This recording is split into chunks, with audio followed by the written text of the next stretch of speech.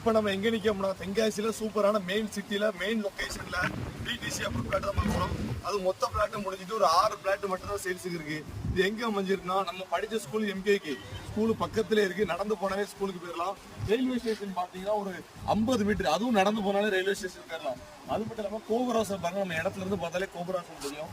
சூப்பரான வியூ பாயிண்டோட இருக்கு. 3 send 4 send வேணுங்க தொடர்பு நேரம் வந்துருங்க.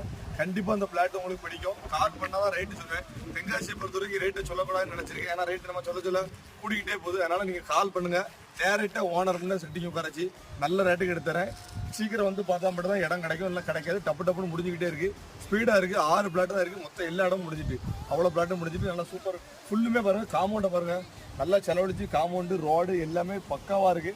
இபி லைனும் வந்துட்டு போல் எல்லாமே வந்துட்டு இடத்துக்குள்ள எந்த ஒரு ஒயரு எதுவுமே இல்லை. சூப்பரா வியூ பாயிண்டோட இருக்கு. துணிஞ்சு எடுக்கலாம் அந்த இடத்த பொறுத்த வரைக்கும்.